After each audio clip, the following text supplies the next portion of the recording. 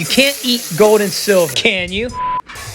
I see this comment often when discussing gold and silver. So I decided to follow my mom around while she's cooking and hold a gold coin in front of everything as she's making it. Because that's absolutely not being a nuisance at all. And there's food in the background, which is perfect for today's topic. So before you forget, go on and hit that like button and spread the discussion of sound money all over the internet. We know the world needs to hear it right now. And commenters, please, let's get things popping. Comment below. I know you can't eat comments, but we sure like them. So why is this a thing? Why does this comment show up in gold and silver videos? I mean, is there anything else that you buy and someone says you can't eat that? Right off the top of my head, I think, well, plastic fruit. But even then, do you know somebody that would buy it and try to eat it so much to the point where you would have to intervene? All right, so I'm really going to try to get to the bottom of it and not be too petty. So my guess, the reason why you see this with gold and silver and not other investments or saving instruments could be the overlap with the prepping community. Silver and gold are preps,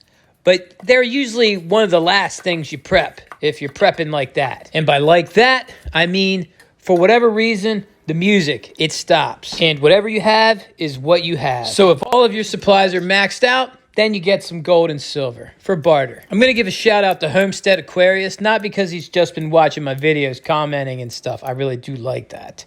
But I feel like one of his recent video shorts that he released gets to this point. He shows an ounce of silver being exchanged for a Slim Jim and like 10 ounces of silver being exchanged for a can of Spam. Oh no, wow, I just looked up that video. It's like 20 ounces for a can of Spam. Could that happen? Oh yeah, I believe that could definitely happen. I remember watching prepper channels with empty grocery shelves thinking, could that happen? Really? Well, it did happen. And fortunately, we bounced back rather quickly. So if you talk about stacking silver and gold and you haven't shown any other preps, you could look like you're doing things backwards. And that may warrant a you can't eat it comment. But I don't think a lot of those comments are coming from preppers. I think they may be coming from people who think you can eat cash. I don't mean literally like the person trying to eat the plastic fruit. But the well-trained masses are good little doggies. For most of them in the first world, they've used their currencies for their entire lives. The grocery stores accept it,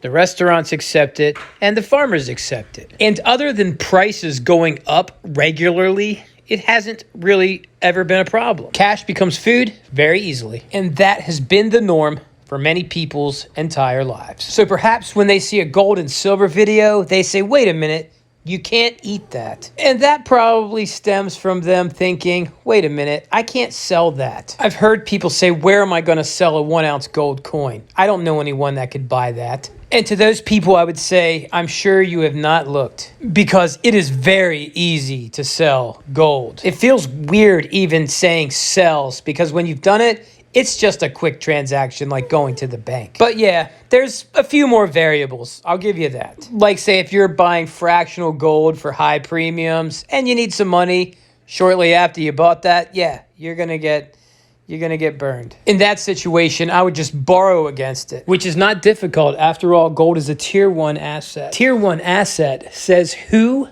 Says Basel III. And what is that? Basel III is a set of international banking regulations developed by the Bank for International Settlements in order to promote stability in the international financial system. Basel III regulation is designed to decrease damage done to the economy by banks that take on too much risk. Says a quick Google search. I immediately thought this is just Europeans, but I found this and this. So the top reads more than 100 countries claim to have implemented the agreement, and in many countries it was applied to all banks. That was an article from July 2019. The bottom reads that in July 2013, the Federal Reserve Board finalized a rule to implement Basel III capital rules in the United States. That's an article from February 2017. So yes, it affects the United States. July 19, 2021, under the new regulation, allocated gold will be considered a tier 1 asset and will continue to have zero risk weighting. And that's weighting spelled W-E-I-G-H-T-I-N-G.